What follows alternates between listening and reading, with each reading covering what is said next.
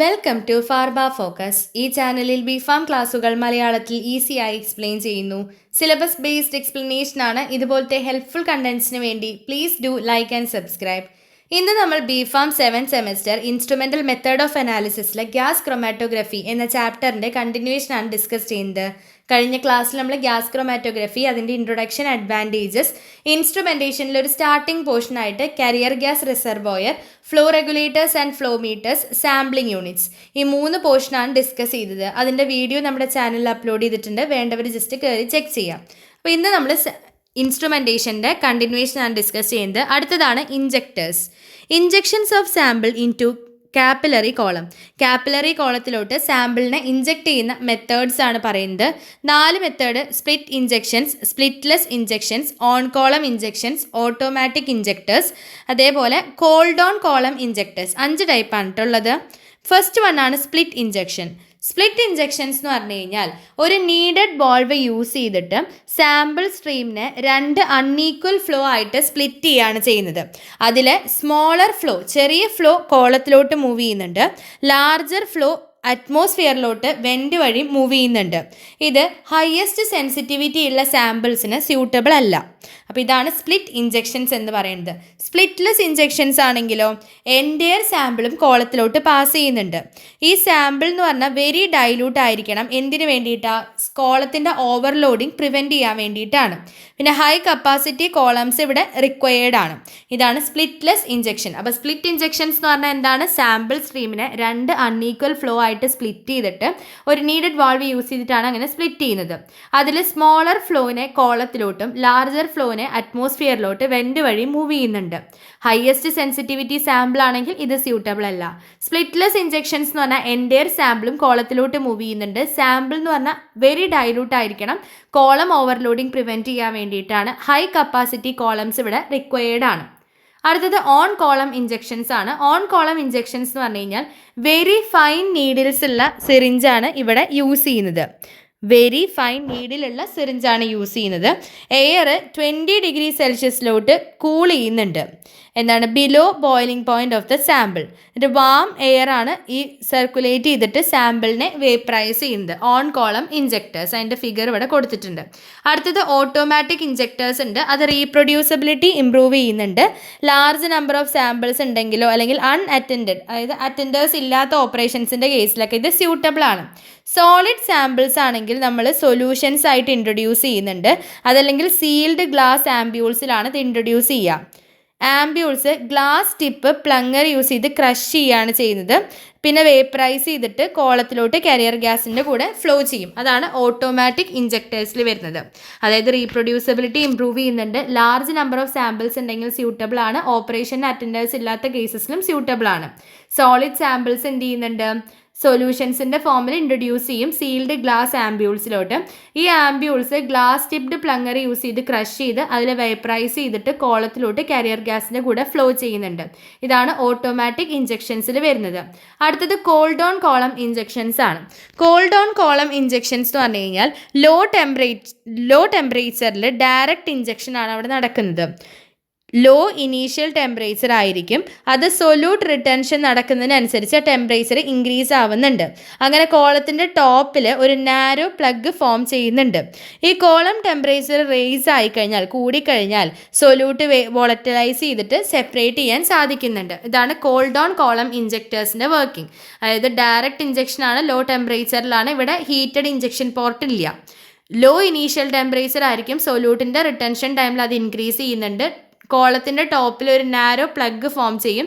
ആ column temperature raise ആവുന്നതിനനുസരിച്ച് solute വോളറ്റലൈസ് ചെയ്തിട്ട് separate ആവുകയാണ് ചെയ്യുക. അപ്പോൾ ഇത്രയാണ് ഇഞ്ചക്ടേഴ്സിൻ്റെ കേസിൽ ഉള്ളത്. ഇഞ്ചക്ടേഴ്സ് ചോദിക്കാറുണ്ട് GC ഗ്യാസ് ക്രൊമാറ്റോഗ്രഫിയിൽ.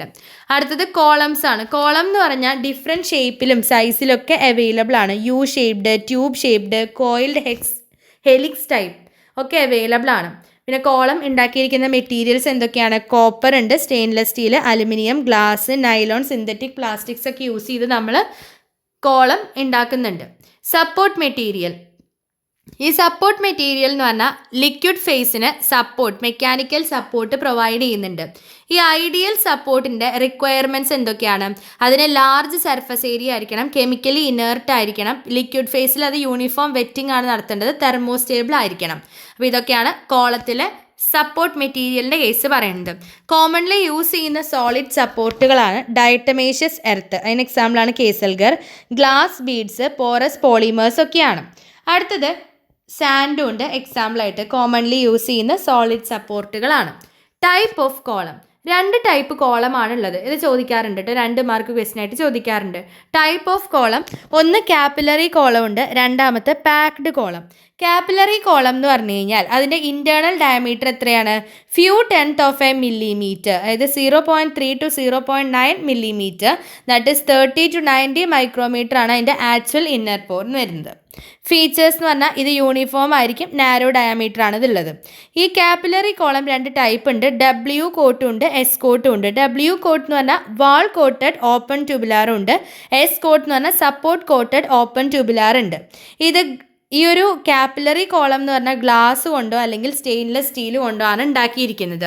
അടുത്തത് പാക്ഡ് കോളാണ്. പാക്ഡ് കോളം എന്ന് പറഞ്ഞു കഴിഞ്ഞാൽ അതിൽ ഫൈനലി ഡിവൈഡ് ചെയ്തിട്ടുള്ള ഇനേർട്ട് സോളിഡ് സപ്പോർട്ട് മെറ്റീരിയൽസ് ഉണ്ട്. എക്സാമ്പിളാണ് ഡയറ്റമേഷ്യസ് എർത്ത്. അതൊരു ലിക്വിഡ് സ്റ്റേഷനറി ഫേസിൽ കോട്ട് ചെയ്തിട്ടാണ് കാണുന്നത്. ഇതിൻ്റെ ലെങ്ത്ത് 1.5 to 10 മീറ്ററും ഇൻറ്റേർണൽ ഡയമീറ്റർ 2 to 4 മില്ലിമീറ്ററും ആണ്. യൂസ് ചെയ്യുന്ന സ്റ്റേഷനറി ഫേസുകളാണ് poly ethylene glycol, esters, amides, polysiloxanes. ഇനി ഈ കോളത്തിൻ്റെ ഇക്വിലിബ്രേഷൻ എങ്ങനെയാണ്?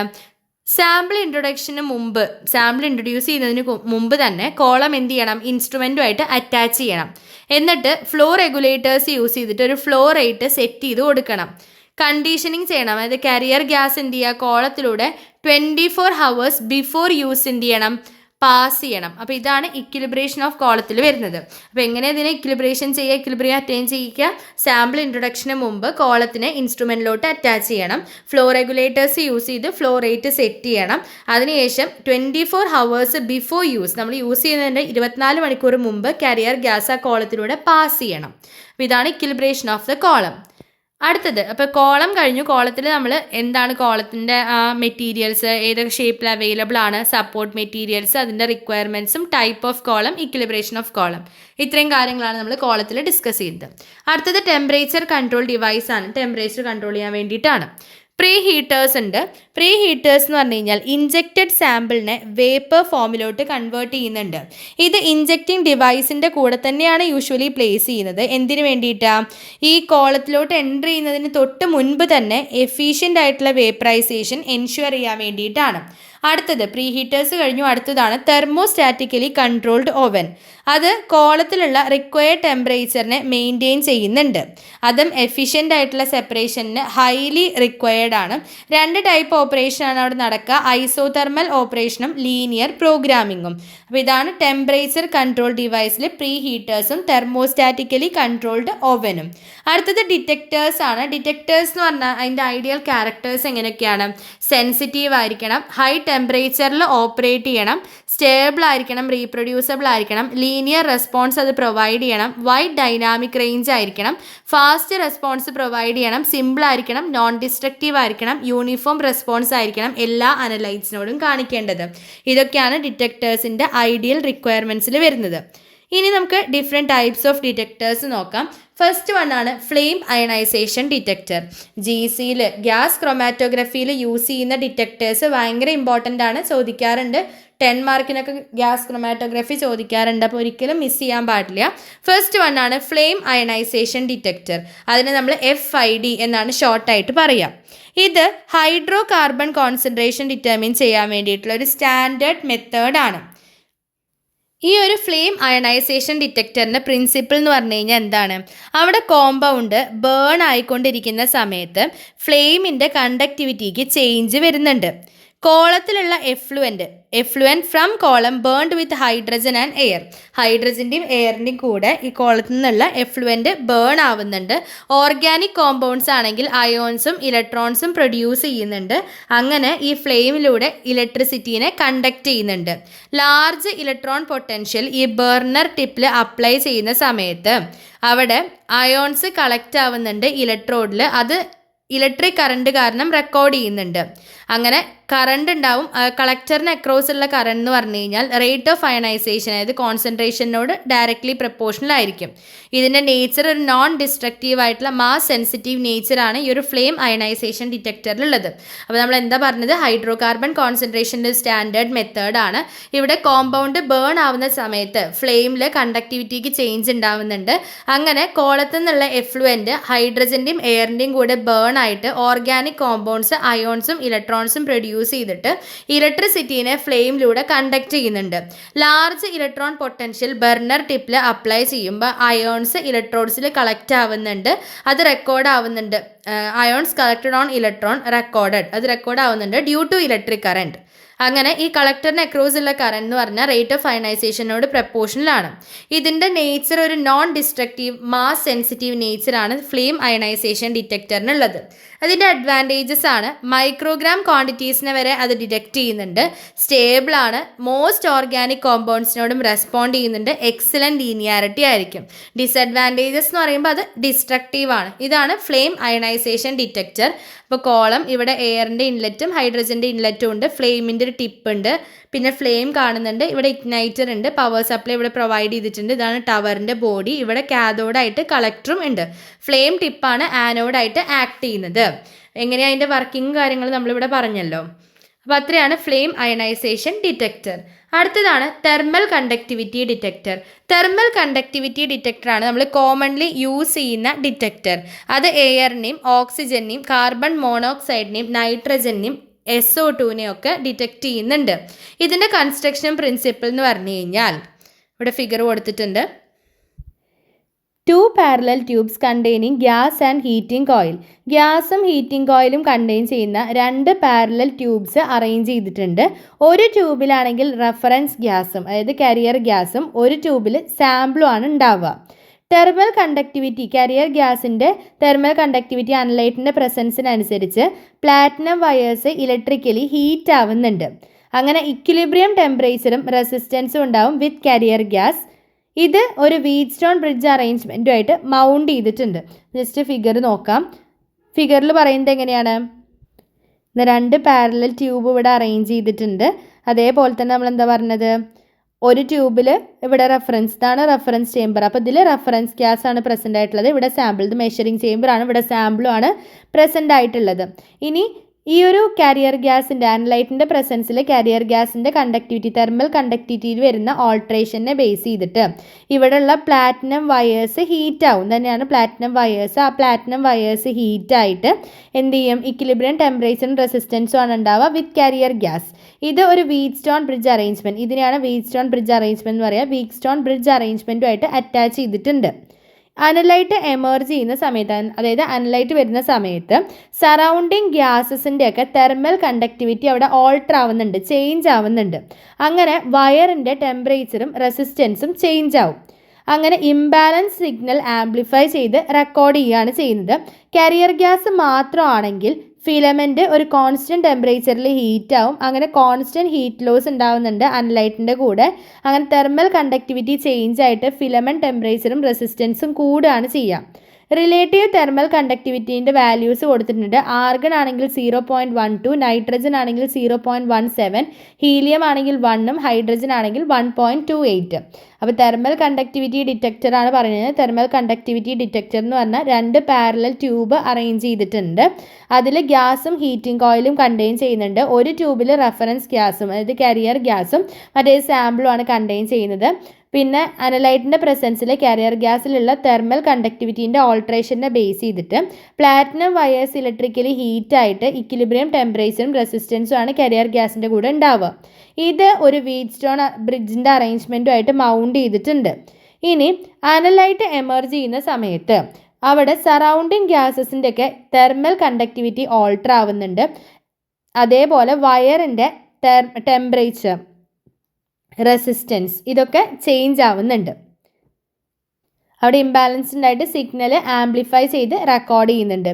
കാരിയർ ഗ്യാസ് മാത്രമാണെങ്കിൽ ഫിലമെൻ്റ് ഒരു കോൺസ്റ്റൻറ്റ് ടെമ്പറേച്ചറിൽ ഹീറ്റായിട്ട് കോൺസ്റ്റൻറ്റ് ഹീറ്റ് ലോസ് ഉണ്ടാവുന്നുണ്ട് വിത്ത് അനലൈറ്റ്. തെർമൽ കണ്ടക്ടിവിറ്റി ചേഞ്ച് ആവും, ഫിലമെൻ്റ് ടെമ്പറേച്ചറും റെസിസ്റ്റൻസും കൂടുന്നുണ്ട്. ഇനി റിലേറ്റീവ് തെർമൽ കണ്ടക്ടിവിറ്റി വാല്യൂസും പ്രൊവൈഡ് ചെയ്തിട്ടുണ്ട്. ഇതിൻ്റെ അഡ്വാൻറ്റേജസ് എന്ന് പറഞ്ഞാൽ ഗുഡ് ലീനിയാരിറ്റിയും വൈഡ് ആപ്ലിക്കേഷനും നോൺ ഡിസ്ട്രക്റ്റീവ് മെത്തേഡാണ്, സിമ്പിളാണ്, ഇൻഎക്സ്പെൻസീവ് ആണ്. ഡിസഡ്വാൻറ്റേജസ് എന്ന് പറഞ്ഞാൽ സ്ലോ സെൻസിറ്റിവിറ്റി ആയിരിക്കും അതിനുണ്ടാവുക. പിന്നെ ടെമ്പറേച്ചറിലും ഫ്ലോ റേറ്റിലൊക്കെ ഫ്ലക്ച്വേഷൻസ് അതിനെ എഫക്റ്റ് ചെയ്യുന്നുണ്ട്. ബയോളജിക്കൽ സാമ്പിൾസിനെ അനലൈസ് ചെയ്യാൻ സാധിക്കില്ല. ഇതൊക്കെയാണ് ഡിസഡ്വാൻറ്റേജസ് വരുന്നത്. അപ്പോൾ ഇതാണ് thermal conductivity detectors. Flame ionization ഡിറ്റക്ടറും പറഞ്ഞു, തെർമൽ കണ്ടക്ടിവിറ്റി ഡിറ്റക്ടറും പറഞ്ഞു. അടുത്തതാണ് electron capture detector. Electron capture detector എന്ന് പറഞ്ഞാൽ അവിടുത്തെ വർക്കിംഗ് പ്രിൻസിപ്പിൾ എന്ന് പറഞ്ഞു കഴിഞ്ഞാൽ കാരിയർ ഗ്യാസിനെ റേഡിയോ ആക്റ്റീവ് സോഴ്സസ് ആണ് അയണൈസ് ചെയ്യുന്നത്. ഇലക്ട്രോഡ്സിൽ പൊട്ടൻഷ്യൽ അക്രോസ് ഇലക്ട്രോഡ്സ് ഉണ്ടാകുന്ന സമയത്ത് സ്റ്റഡി സാച്ചുറേഷൻ കറണ്ടാണ് അവിടെ റെക്കോർഡ് ചെയ്യുക. ഇലക്ട്രോൺ അനലൈറ്റ്സ് ക്യാപ്ചർ ചെയ്യുന്ന സമയത്ത് കറണ്ട് റെഡ്യൂസ്ഡ് ആവുന്നുണ്ട്. ഇതിൻ്റെ അഡ്വാൻറ്റേജസ് സിമ്പിളാണ്, റിലയബിളാണ്, ഹൈലി സെൻസിറ്റീവ് ആണ്. പിന്നെ അമീൻസിനോടും ആൽക്കഹോൾസിനോടും ഇൻസെൻസിറ്റീവ് ആണ്. ഡിസഡ്വാൻറ്റേജസ് എന്ന് പറയുമ്പോൾ ഇലക്ട്രോൺ അഫിനിറ്റി മോളിക്യൂൾസിന് മാത്രമാണ് ഇത് അപ്ലിക്കബിൾ ആയിട്ടുള്ളത്. ആർഗണും നൈട്രജനും കോമൺലി കാരിയർ ഗ്യാസ് ആയിട്ട് യൂസ് ചെയ്യാൻ പറ്റുക. മീഥേൻ ഇലക്ട്രോൺ എനർജി റെഡ്യൂസ് ചെയ്യാൻ വേണ്ടിയിട്ട് യൂസ് ചെയ്യുന്നുണ്ട്. അങ്ങനെ ഇൻ്റർഫറൻസ് നമുക്ക് അവോയ്ഡ് ചെയ്യാൻ സാധിക്കും. ഇതാണ് ഇലക്ട്രോൺ ക്യാപ്ചർ ഡിറ്റക്ടറിൻ്റെ ഫിഗർ. അടുത്തത് നൈട്രജൻ ഫോസ്ഫറസ് ഡിറ്റക്ടറാണ്, NPD. നൈട്രജൻ ഫോസ്ഫറസ് ഡിറ്റക്ടർ എന്ന് പറഞ്ഞാൽ ഇവിടെ ഹൈഡ്രജൻ എയർ ഫ്ലെയിമിനെ യൂസ് ചെയ്യുക. അതിലൂടെയാണ് സാമ്പിൾ മൂവ് ചെയ്യുന്നത്. റുബീഡിയം അല്ലെങ്കിൽ കാൽസ്യം ബീഡ്സ് പ്രസൻ്റ് ആണ്. അത് കോയിൽ യൂസ് ചെയ്ത് ഇവിടെ ഹീറ്റ് ചെയ്യുന്നുണ്ട്. ഹോട്ട് ബീഡ് ഇലക്ട്രോൺസിനെ എമിറ്റ് ചെയ്തിട്ട് അത് ആനോഡിൽ കളക്ട് ചെയ്യുന്നുണ്ട്. അങ്ങനെ ബാക്ക്ഗ്രൗണ്ട് കറണ്ട് ഉണ്ടാവും. നൈട്രജൻ അല്ലെങ്കിൽ ഫോസ്ഫറസ് കോമ്പൗണ്ട്സ് പാർഷ്യലി കമ്പസ്റ്റഡ് ആയിട്ട് അത് ഈ ബീഡിൽ അഡ്സോർബ് ചെയ്തിട്ട് ഇലക്ട്രോൺ എമിഷൻ ഇൻക്രീസ് ചെയ്ത് സിഗ്നലിനെ എൻഹാൻസ് ചെയ്യുകയാണ് ചെയ്യുന്നത്. അപ്പോൾ ഇതാണ് നൈട്രജൻ ഫോസ്ഫറസ് ഡിറ്റക്ടർ. ഇതിൻ്റെ അഡ്വാൻറ്റേജ് എന്ന് പറയുമ്പോൾ നൈട്രജനോടും ഫോസ്ഫറസിൻ്റെ കോമ്പൗണ്ട്സിനോടും സ്പെസിഫിക് റെസ്പോൺസ് പ്രൊവൈഡ് ചെയ്യുന്നുണ്ട്. ഹൈലി സെൻസിറ്റീവ് ആണ്. ഫാർമസ്യൂട്ടിക്കൽ അനാലിസിസിനൊക്കെ ഇത് യൂസ്ഫുൾ ആണ്. എൻവയോൺമെൻറ്റൽ അനാലിസിസിന് അപ്ലൈ ചെയ്യുന്നുണ്ട്. ഡിസഡ്വാൻറ്റേജസ് എന്ന് പറയുമ്പോൾ ടൈമിനനുസരിച്ച് പെർഫോമൻസ് ഡിറ്റീരിയോറേറ്റ് ചെയ്യുന്നുണ്ട്. പിന്നെ ഹൈഡ്രജൻ വേപ്പേഴ്സിനെ ബേൺ ചെയ്യുന്ന സമയത്ത് ആൽക്കലി സിലിക്കേറ്റ് ആൽക്കലി ഹൈഡ്രോക്സൈഡ് ആയിട്ട് മാറിയിട്ട് അവിടെ വേപ്പർ പ്രഷറിൻ്റെ ലോസ് ഉണ്ടാവുന്നുണ്ട്. അതേപോലെ സീഷ്യം അല്ലെങ്കിൽ റുബീഡിയം ഒക്കെ ഈ ബീഡിൽ നിന്ന് ലോസ് ആവാനുള്ള ചാൻസ് കൂടുതലാണ്. ഇതാണ് നൈട്രജൻ ഫോസ്ഫറസ് ഡിറ്റക്ടറിൻ്റെ ഫിഗർ കൊടുത്തിരിക്കുന്നത്. അടുത്തത് റെക്കോർഡേഴ്സ് ആൻഡ് ഇൻ്റഗ്രേറ്റേഴ്സ്. റെക്കോർഡേഴ്സ് ആൻഡ് ഇൻ്റഗ്രേറ്റേഴ്സ് എന്ന് പറഞ്ഞു കഴിഞ്ഞാൽ ബേസ് ലൈൻ റെക്കോർഡ് ചെയ്യുന്നുണ്ട്. അതേപോലെ കിട്ടുന്ന എല്ലാ പീക്കും ഒപ്റ്റെയിൻ ചെയ്യുന്നുണ്ട്. ഇൻ്റഗ്രേറ്റേഴ്സ് ഇൻഡിവിജ്വൽ പീക്കാണ് റെക്കോർഡ് ചെയ്യുന്നത്. അതിൽ റിട്ടൻഷൻ ടൈം ഉണ്ടാവും, പീക്ക് ഹൈറ്റും പീക്ക് ഏരിയ ആണ് ഉണ്ടാവുക. ഇനി ഗ്യാസ് ക്രോമാറ്റോഗ്രഫീൻ്റെ ആപ്ലിക്കേഷൻസ് എന്ന് പറഞ്ഞാൽ ക്വാളിറ്റേറ്റീവ് അനാലിസിസിന് യൂസ് ചെയ്യുന്നുണ്ട്. പിന്നെ റിട്ടൻഷൻ ടൈമും റിട്ടൻഷൻ ബിഹേവിയറൊക്കെ ഐഡൻറ്റിഫിക്കേഷനും സെപ്പറേഷനും വേണ്ടി ഹെൽപ്ഫുള്ളാണ്. കോമ്പൗണ്ട്സിൻ്റെ പ്യൂരിറ്റി ചെക്ക് ചെയ്യാൻ വേണ്ടിയിട്ട്. പിന്നെ ക്വാണ്ടിറ്റേറ്റീവ് അനാലിസിസിന് പീക്ക് ഏരിയ അല്ലെങ്കിൽ പീക്ക് ഹൈറ്റ് ഒക്കെ ഓരോ മെറ്റബോളൈറ്റിൻ്റെയും കോൺസെൻട്രേഷൻ നമുക്ക് തരുന്നുണ്ട്. പിന്നെ കോസ്മെറ്റിക്സിൻ്റെ അനാലിസിസിന്, ടോക്സിൻസിൻ്റെ അനാലിസിസിന്, ഫാർമസ്യൂട്ടിക്കൽസിൻ്റെ അനാലിസിസിന്, ഹ്യൂമൻ സാമ്പിൾസ് അതായത് ബ്രീത്ത്, ബ്ലഡ്, സലൈവ, അതർ സെക്രീഷൻസിൻ്റെ ഒക്കെ അനാലിസിസിന് വേണ്ടിയിട്ട് യൂസ് ചെയ്യുന്നുണ്ട്. എൻവയോൺമെൻറ്റൽ സാമ്പിൾസ് ആയിട്ട് എയർ, വാട്ടർ, പൊല്യൂട്ടൻസിൻ്റെ ഒക്കെ സാമ്പിൾസ് അനലൈസ് ചെയ്യാൻ വേണ്ടിയിട്ടും നമ്മൾ ഗ്യാസ് ക്രോമാറ്റോഗ്രഫി യൂസ് ചെയ്യുന്നുണ്ട്. അപ്പോൾ ഇത്രയാണ് നമ്മൾ ഗ്യാസ് ക്രോമാറ്റോഗ്രഫീൻ്റെ പാർട്ട് 2 ആയിട്ട് നോക്കിയത്. ഫസ്റ്റത്തെ ക്ലാസ്സിൽ നമ്മൾ അതിൻ്റെ ഒരു ഇൻട്രൊഡക്ഷൻ പോർഷനും ഇൻസ്ട്രുമെൻറ്റേഷൻ്റെ ഒരു ഫ്രണ്ട് പോർഷനൊക്കെയാണ് പറഞ്ഞത്. ഇന്നത്തെ ക്ലാസ്സിൽ നമ്മൾ ഇഞ്ചക്ടേഴ്സ് പഠിച്ചു, ഇഞ്ചക്ഷൻസിൻ്റെ ഡിഫറെൻറ്റ് ടൈപ്സ്, കോളം പഠിച്ചിട്ടുണ്ട്, ടൈപ്പ് ഓഫ് കോളംസും ടെമ്പറേച്ചർ കൺട്രോൾ ഡിവൈസസ് നോക്കി, ഡിറ്റക്ടേഴ്സ് നോക്കി. അതിൽ ഫ്ലെയിം അയണൈസേഷൻ ഡിറ്റക്ടറും തെർമൽ കണ്ടക്ടിവിറ്റി ഡിറ്റക്ടറുമാണ് ഇമ്പോർട്ടൻ്റ് ആയിട്ടുള്ളത്. അത് രണ്ടും എന്തായാലും പഠിച്ചു വയ്ക്കുക, ഫിഗറും എന്തായാലും പഠിച്ചു വയ്ക്കണം. പിന്നെ നമ്മൾ ഇലക്ട്രോൺ ക്യാപ്ചർ ഡിറ്റക്ടറും നൈട്രജൻ ഫോസ്ഫറസ് ഡിറ്റക്ടറും നോക്കി, റെക്കോർഡേഴ്സും ഇൻ്റഗ്രേറ്റേഴ്സും ഗ്യാസ് ക്രോമാറ്റോഗ്രഫീൻ്റെ ആപ്ലിക്കേഷനും കൂടി പറഞ്ഞിട്ടാണ് നമ്മൾ ഇന്നത്തെ ക്ലാസ് ഇവിടെ നിർത്തുന്നത്. അപ്പോൾ ഇത്രയാണ് നമുക്ക് ഗ്യാസ് ക്രോമാറ്റോഗ്രഫിയിൽ പഠിക്കാനുള്ളത്. ഇതിൽ ഇനി നമുക്ക് ഡെറിവേറ്റൈസേഷൻ വരുന്നുണ്ട്, അത് നമുക്ക് അടുത്തൊരു ക്ലാസ്സിലായിട്ട് ഡിസ്കസ് ചെയ്യാം. അപ്പോൾ ഇന്നത്തെ ക്ലാസ് ഇത്രയേ ഉള്ളൂ. ഇതിൻ്റെ നോട്ട് ഡിസ്ക്രിപ്ഷൻ ബോക്സിൽ പിൻ ചെയ്ത് വെക്കാം, വേണ്ടവർ ജസ്റ്റ് കയറി ചെക്ക് ചെയ്താൽ മതി. അപ്പോൾ അടുത്തൊരു ക്ലാസ്സായിട്ട് അടുത്ത ക്ലാസ്സിൽ കാണാം. Until then happy learning.